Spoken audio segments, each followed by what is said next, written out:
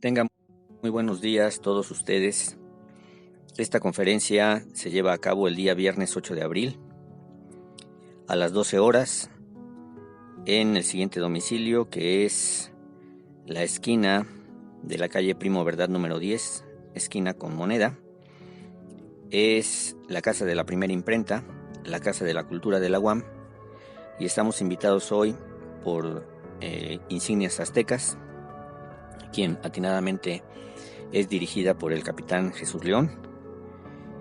Y pues estamos aquí para presentar el pendiente marino de Quetzalcóatl, Hueyatl y Cosqui. Y también deseo agradecer el gran apoyo de la maestra Leticia Torres, la maestra y doctora, Kiawitl, mejor conocida como Kiawitl, y también los atinados comentarios y agradable compañía ya por varios años en estas presentaciones del maestro Carlos Jiménez Hidalgo, arqueólogo, y que afortunadamente todos ellos, pues realizan una gran labor. Por supuesto también la institución de la UAM en facilitar las instalaciones, sus bellas instalaciones, y pues tan memorable lugar como es el Cuachalpan de la Gran México Tenochtitlan. Bueno,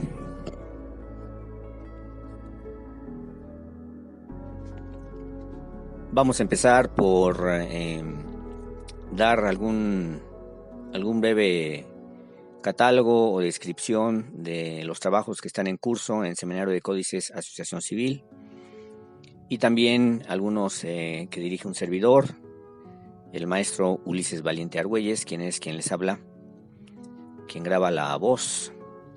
Entre los trabajos actuales y para los cuales requerimos acción estatal o federal están crear el catálogo del Códice de Huexotzinco en Puebla, el catálogo de los códices de Huehuecuauquecholan, hoy denominada Atlixco en Puebla, un pueblo mágico recientemente nombrado. Estamos trabajando también en el catálogo del Códice Xolotl, en el catálogo del Códice de Tepetla-Ostoc, Estado de México, y en un nuevo acercamiento a la cerámica, en el rango de la creación manual, aunque sea tercera dimensión, pero con escritura en 2 dimensiones sobre la repetida cerámica, el catálogo del Tlaloc Rojo, que se encuentra en el Museo de Arte Kimball en Fort Worth, Texas. Estos trabajos que estamos realizando brevemente, pues son parte de nuestra aproximación a la escritura en 2 dimensiones por parte del grupo Nahua, Azteca Nahua, pero que pueden tocar otros grupos culturales que han estado desenvolviéndose ya sea en la Cuenca de México o en el Valle de Puebla y algunos estados circunvecinos como Tlaxcala, San Luis Potosí, Veracruz. Y pues nuestra labor será continuar con estos catálogos para posteriormente presentar nuestras exposiciones, nuestras conferencias, nuestros talleres, a los cuales todos están cordialmente invitados.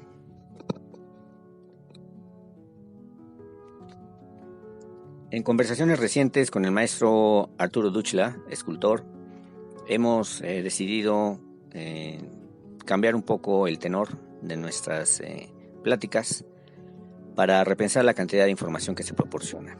Es decir, a veces uno acostumbrado a la investigación de estas lides, pues propone muchos datos.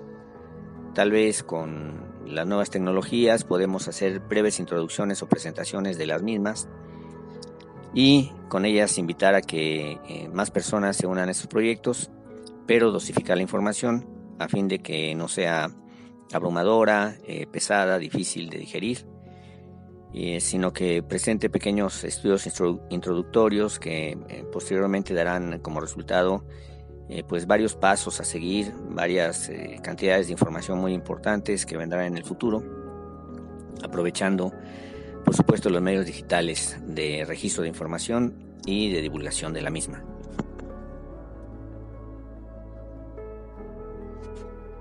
Entre algunas de las piezas que hemos podido revisar, que hemos propuesto, y que han estado presentes en otras conferencias en el mismo local donde hoy nos presentamos.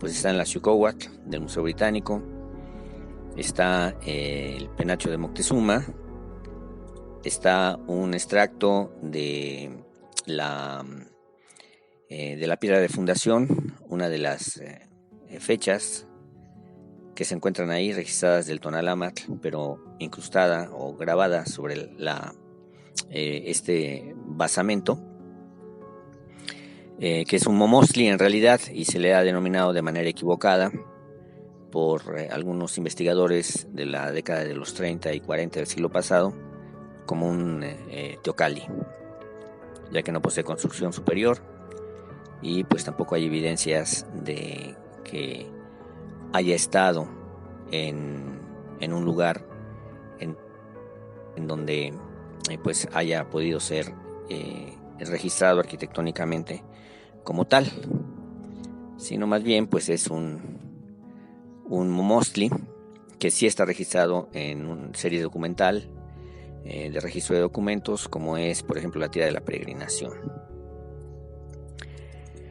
También quiero mencionar pues la labor que estamos realizando sobre el códice de Tepetlaustó o códice Kensborough, ya que como parte de la memoria del mundo, que es un esfuerzo de la UNESCO por registrar en cada país piezas memorables que tengan a bien proponer cada nación. Bueno, pues en el capítulo México queremos proponer a la UNESCO, a través del director del catálogo, el maestro Daniel Sanabria, que se encuentra ahí catalogado el códice de Tepetlaustóc, el cual es una pieza que no desmerece el que esté incluida en esa memoria del mundo, y consideramos que pues el maestro Daniel Sanabria puede pues impulsar ese tipo de acciones. Ya hay otros códices registrados, hay alguno por ahí que se está proponiendo, como es el lienzo de Cuauquecholan del estado de Puebla, de la zona de Atlixco precisamente, de un poblado que se llama Huacachula. Y bueno, pues todo este esfuerzo cultural debe estar dirigido a que parte de nuestro patrimonio histórico se presente como pues igualmente valioso ante otros patrimonios también sumamente valiosos de otras partes del mundo, y que se pueda establecer un diálogo cultural, una conversación sobre estos documentos poco conocidos a veces, ya que nuestra aproximación, por supuesto, es la lectura final en náhuatl de estos documentos, que todavía no se ha hecho, y la correcta catalogación glífica de los mismos.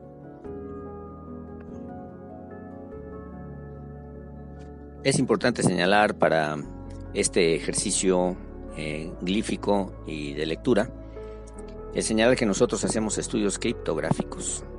La criptografía, bueno, pues es aquella ciencia social que está encaminada al rescate de la escritura gráfica, en este caso de nuestros pueblos indígenas, autóctonos, naturales, originales, y el cómo se lee esta escritura gráfica.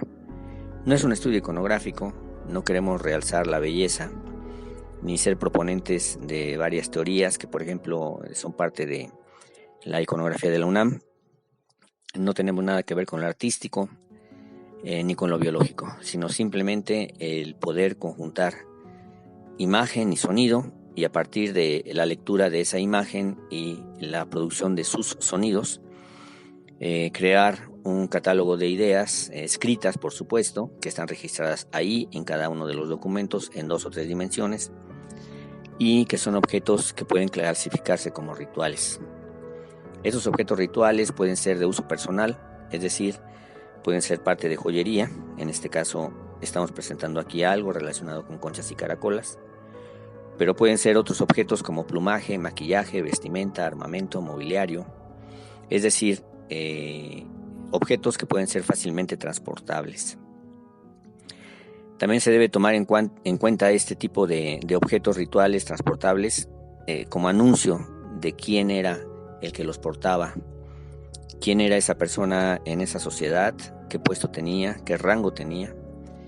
Y pues toda esta indumentaria, objetos unidos al transitar humano, pues son muy importantes porque aunque son objetos de uso personal, se pueden leer en el idioma de origen y aportan información sobre cómo estaba estructurado en determinado momento y en una localización geográfica dada aquellas personas que portaban estos objetos, qué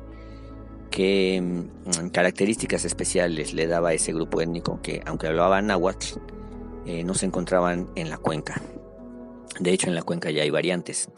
Otros objetos rituales que también son importantes son algunos un poco más voluminosos, con un uso social evidente ante pequeñas multitudes, como son los ahumadores, las estatuillas, los dioses labrados. En este caso, el Tlaloc rojo cumple esa función. Este sahumador, Tlemait, cumple esa función de estar integrado a actos sociales con una gran teatralización.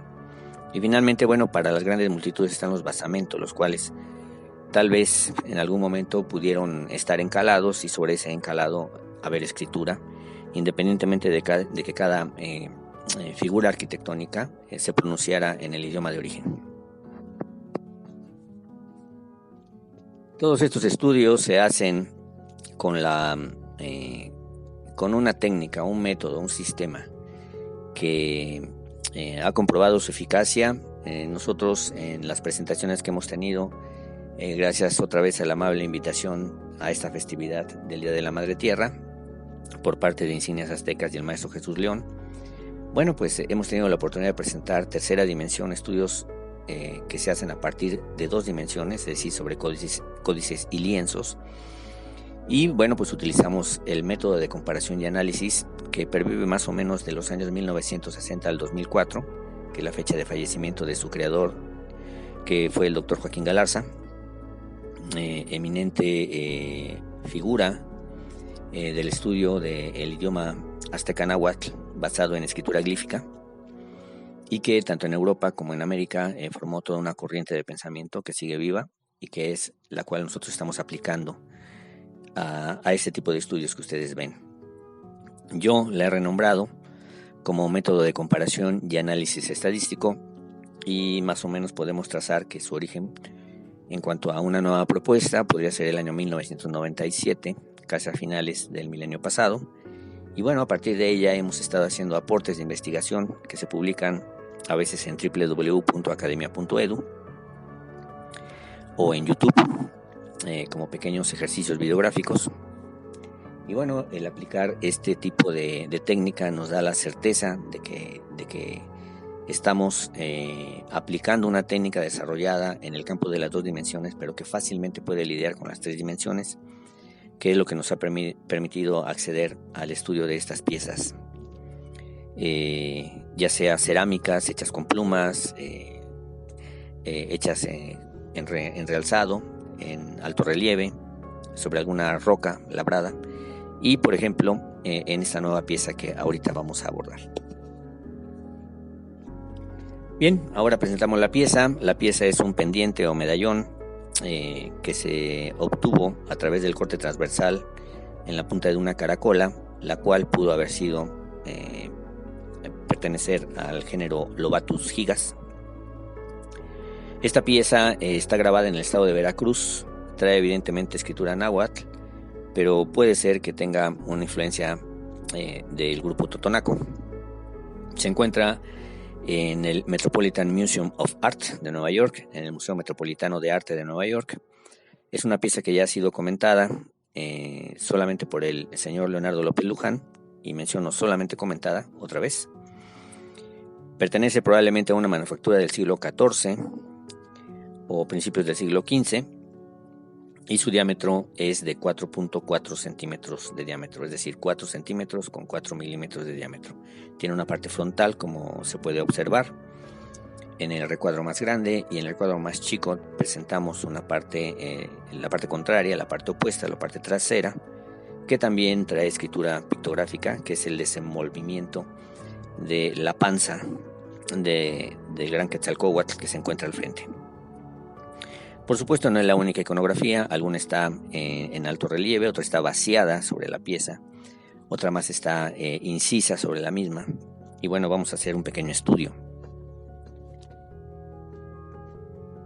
Gracias a que poseemos dos importantes litorales muy extensos, es que la cultura marina, el estudio de estas especies y su incorporación a los idiomas pictográficos pues ha sido constante.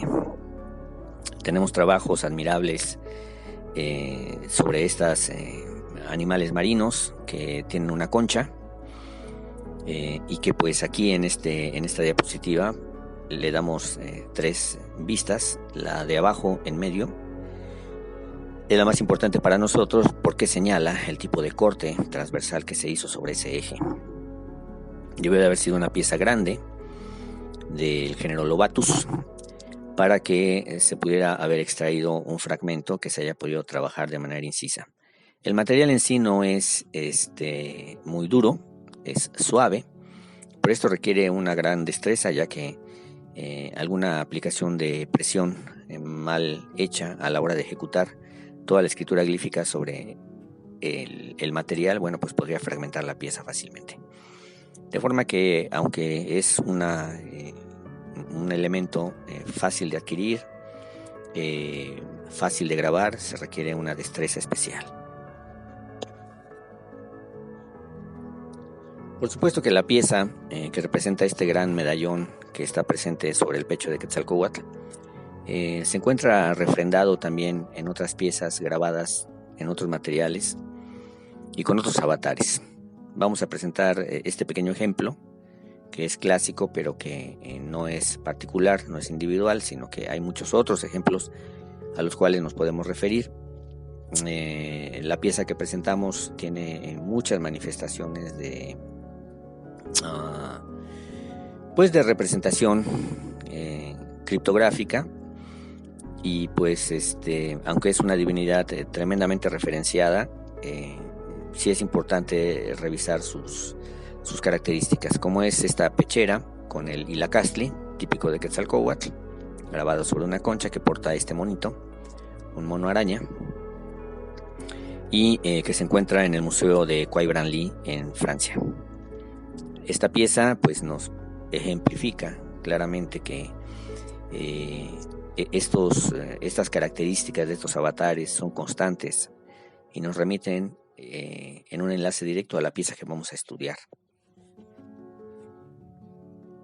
En el campo de los códices podemos encontrar este conjunto pictográfico que se encuentra en el Códice Borbónico en el folio 3.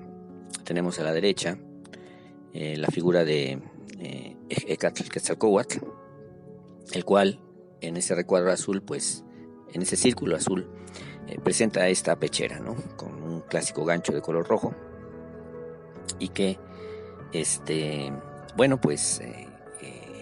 representa, ahí está registrado de manera ineludible el uso de la caracola, ¿no? También él lanza un gran grito, de su grito surge el glifo de la palabra, y bueno, pues está representado como una caracola, ¿no? Es decir, él grita como si fuera con la potencia de una caracola, ¿no?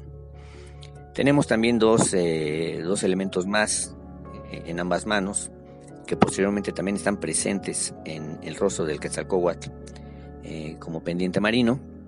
Y bueno, de esa manera podemos comprobar que efectivamente hay una constante de representación glífica, representación de escritura, registro de escritura y por lo tanto registro de sonidos, que posteriormente tienen que ser leídos en el idioma de origen, que es el náhuatl, para que nosotros podamos hacer el registro 100% de cuál era el pensamiento de la época sobre sus divinidades y cómo sus avatares los representaban y cuál era el campo de su creencia, de su cosmovisión para estos grupos indígenas.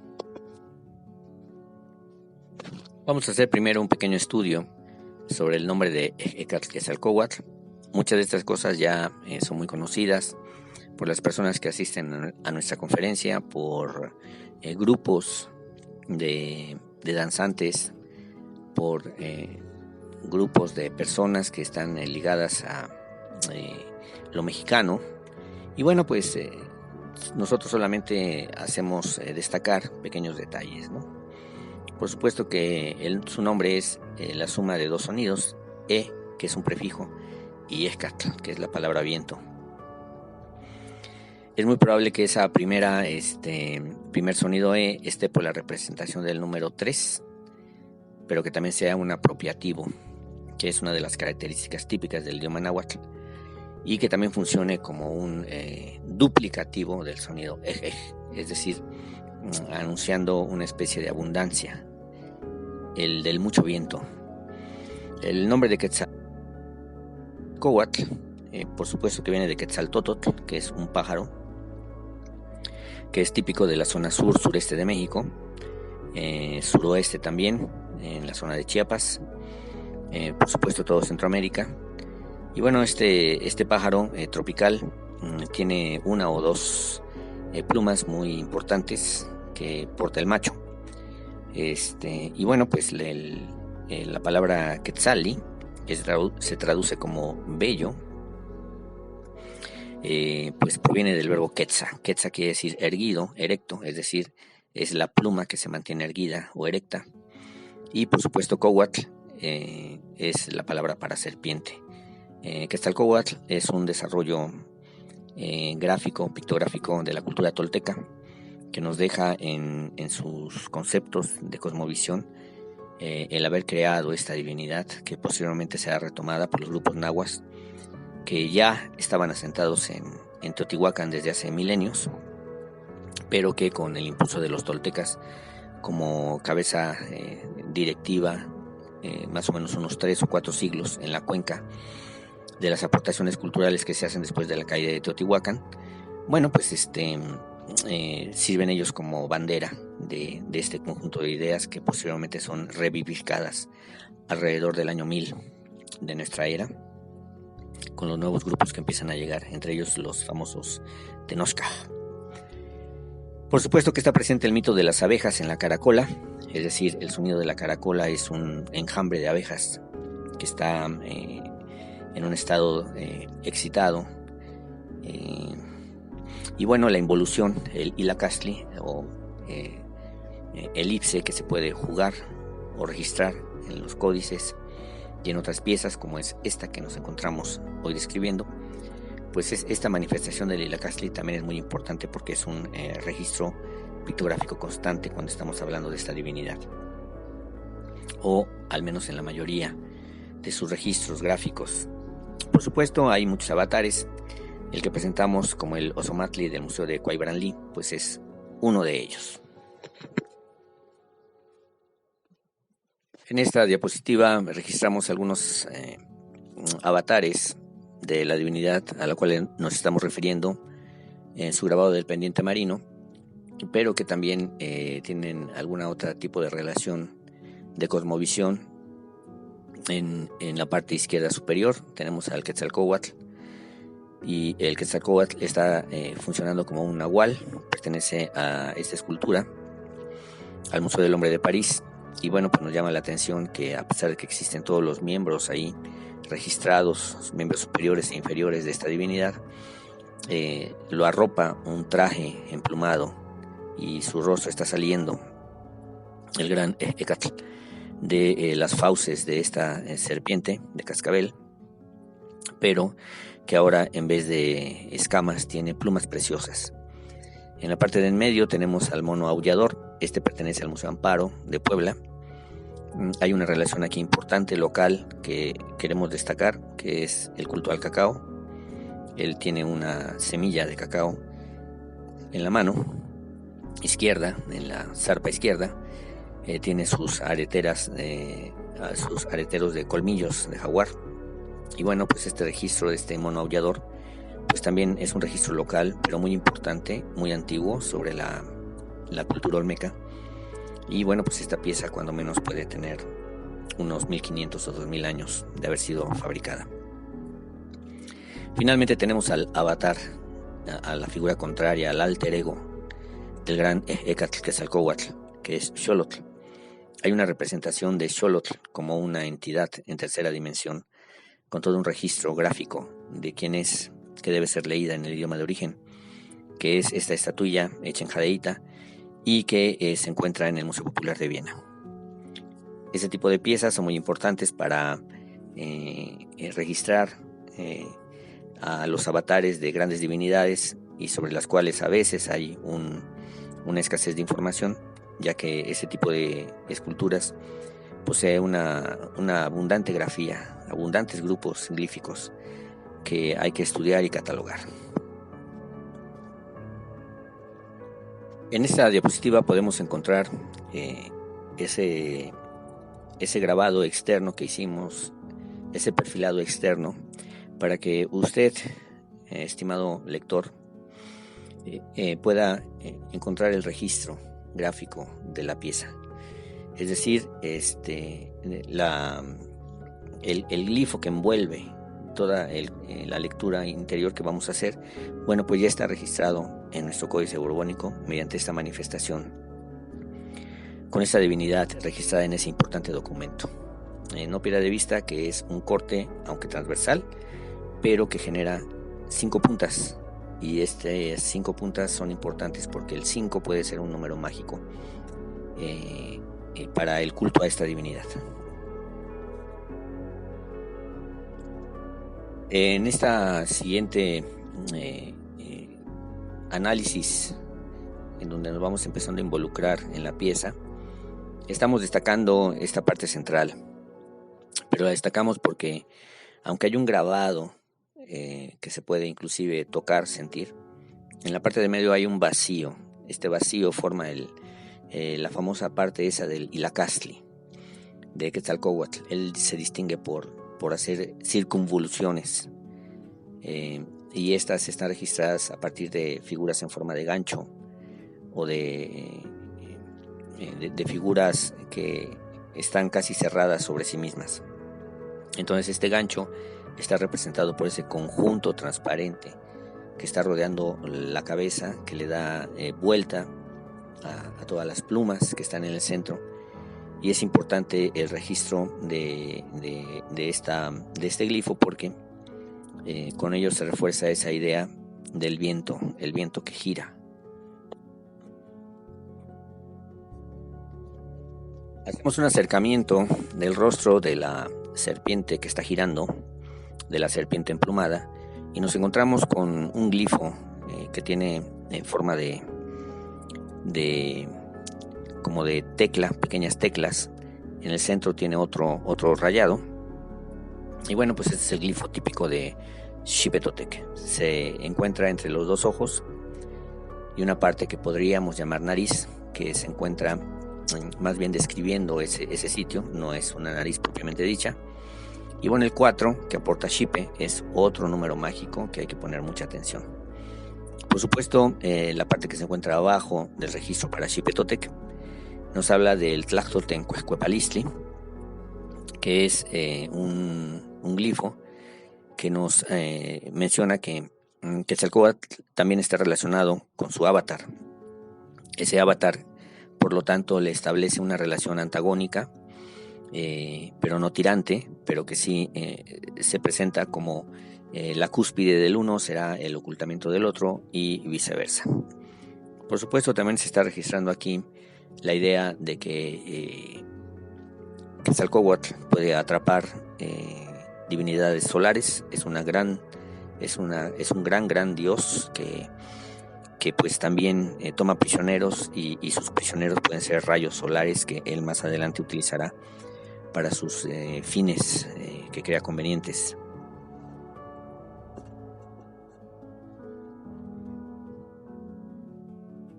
Proseguimos con nuestro estudio. Vamos a hacer un acercamiento hacia la parte, mirando de frente el pendiente de su zona superior izquierda, y bueno, notamos que hay una mano. Esta mano está sujetando un objeto que tiene un tallo en la parte de abajo. En la parte de arriba posee una corola que que está unida, es decir, es una bráctea.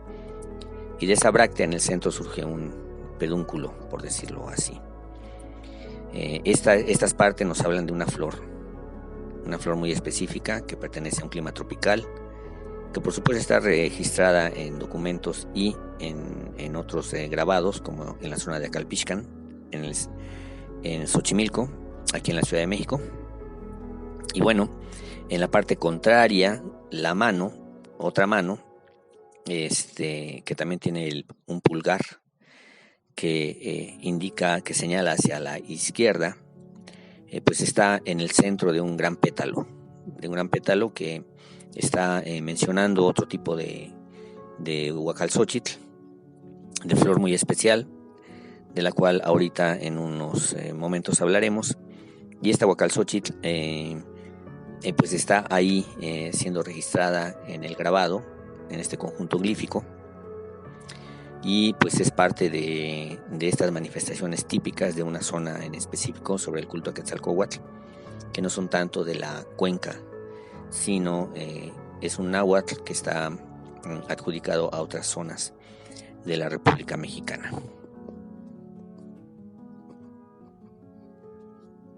Un elemento más muy importante que notamos en la construcción glífica de nuestro pendiente es, si observamos bien,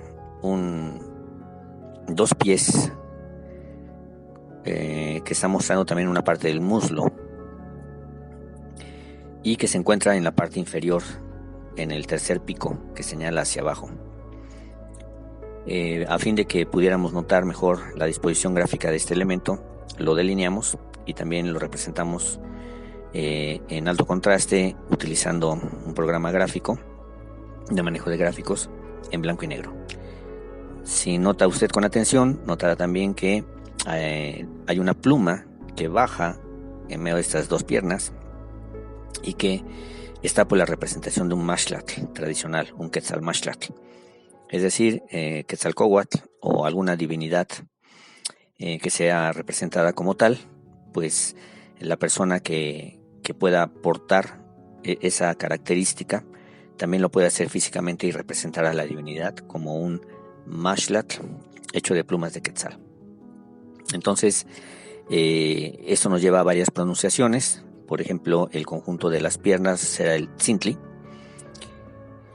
y el conjunto de esta pluma que está bajando entre las dos piernas pues será el conjunto del iquetzalmachtli, manejándolo como un prefijo apropiativo. Por supuesto que la acción que está ejecutando tzintli dentro de todo el conjunto glífico afecta a otros grupos de lectura, y lo haremos al final y lo manifestaremos así en nuestra pronunciación final de la lectura total de todos nuestros glifos. Tenemos nuestro siguiente análisis glífico sobre la estructura que está dispuesta alrededor del Ilacastli, siguiendo también este movimiento de circunvolución del Quetzalcóatl. Y es este tallo grueso que de alguna manera un poco escondido circula entre la mano derecha que se encuentra en el extremo izquierdo, pero que sostiene el tallo, que baja y va corriendo por todo el labio de la circunvolución hasta finalmente ser empuñado por la otra mano. Este tallo es un movimiento constante también en forma circular sobre el glifo principal, que es el gran Quetzalcóatl que se encuentra en el centro. También debo añadir que pues obviamente notamos una perforación por ahí atrás de la cabeza en la parte superior, y que también se puede observar otro en la parte trasera, y pues que nos habla de que este pendiente o medallón tenía un uso de portabilidad para un gran personaje. Solamente un gran personaje podía traer este tipo de adornos muy significativos para la sociedad de la época. Y esto nos habla de su importancia. El poder acceder a estas piezas poco conocidas en el extranjero, pues nos da, al menos con fotografías de alta resolución, la posibilidad de tener más elementos iconográficos, pero que finalmente entrarán dentro de un catálogo gráfico y glífico para que puedan ser leídos en el idioma de origen. Este tallo que se nos presenta también es parte de esa continuación de escritura, y por supuesto hueyac es un adjetivo que está ahí involucrado.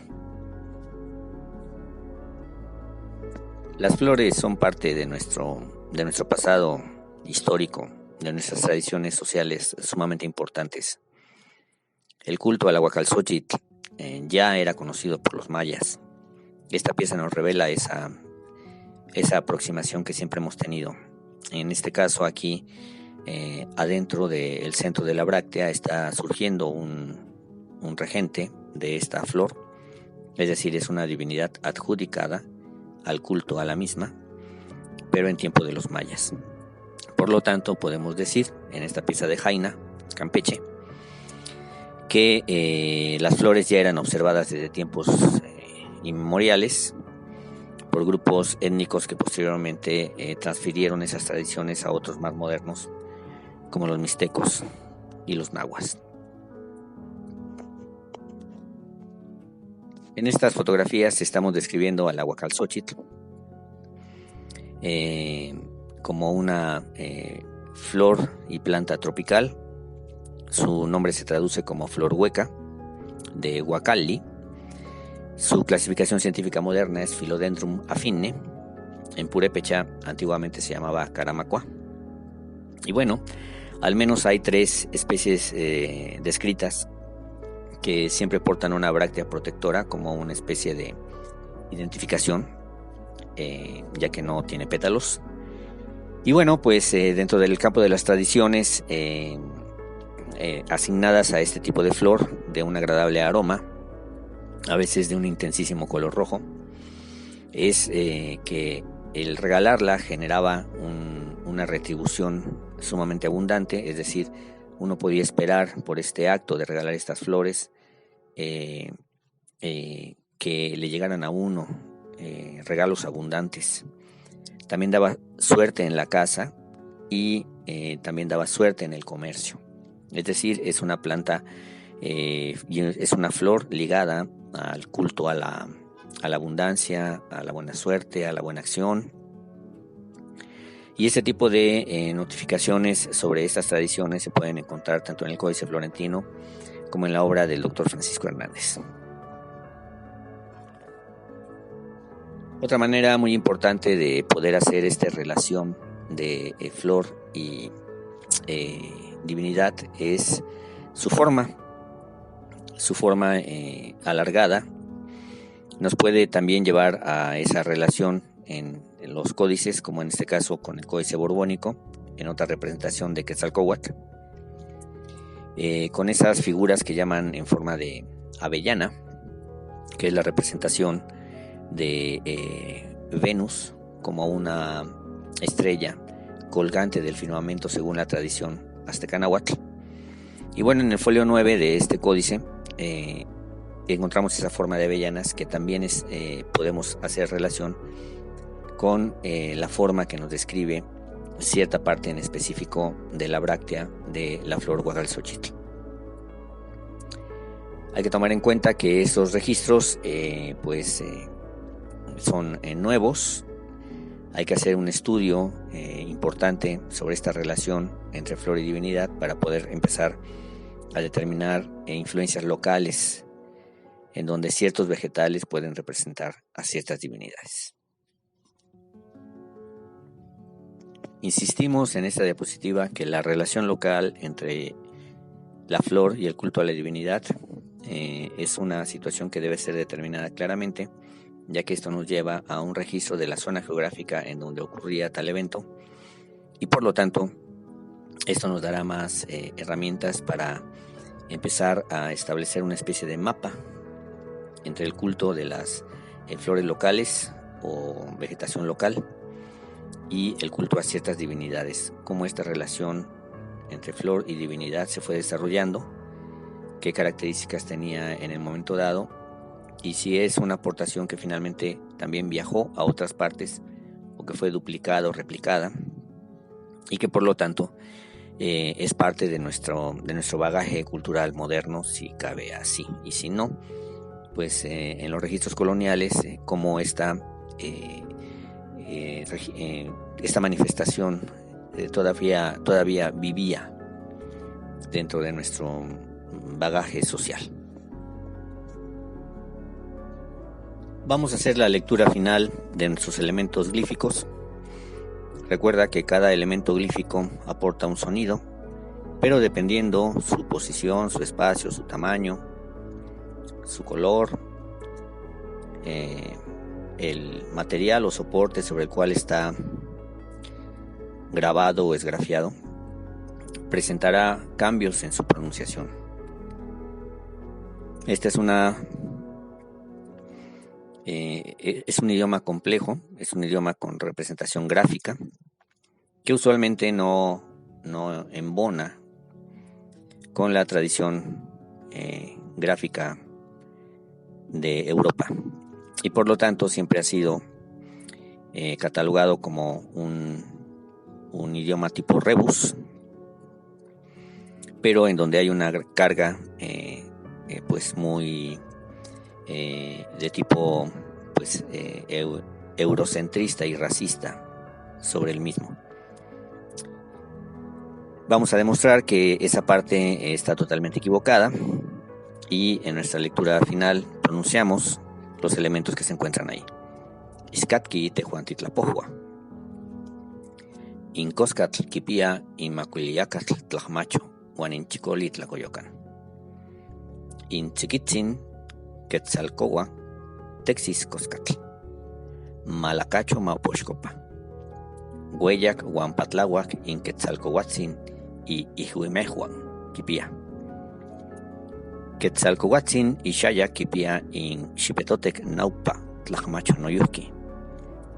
Quetzalcohuatzin yahcapan tzontonal mal tlajmacho. Ka Quetzalcohuatzin y Quetzalmachtli itzintlaca. Nima maupoxcopa santepitzin ahcopa mapixti.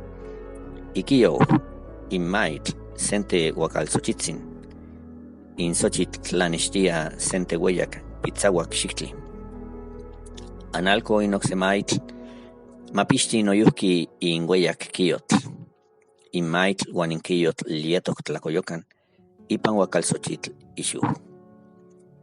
Esta es la lectura en náhuatl de los elementos que se encuentran ahí ejecutando la función sujeto-verbo-predicado, como sucede en la lectura de cualquier idioma tradicional o moderno que nosotros podamos.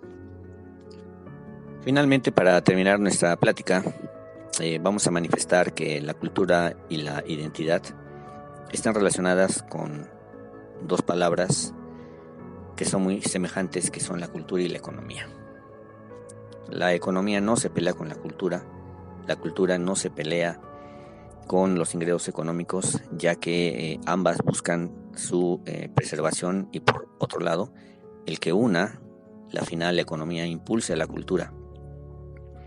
Estamos acostumbrados a que nuestras piezas tradicionales no representen un gran valor o un ingreso para nuestras comunidades indígenas o para nuestras comunidades citadinas, y eso está mal. Tenemos que ser claros de que estas tradiciones pueden impulsar nuestro bienestar económico y por lo tanto hay que cuidarlas, hay que compartirlas, hay que disfrutarlas, pero sobre todo planearlas muy bien para que acompañen nuestra vida, nuestro camino y así se conviertan en una parte activa de nuestro desarrollo y crecimiento humano, de nuestro desarrollo y crecimiento económico a nivel local y a nivel nacional.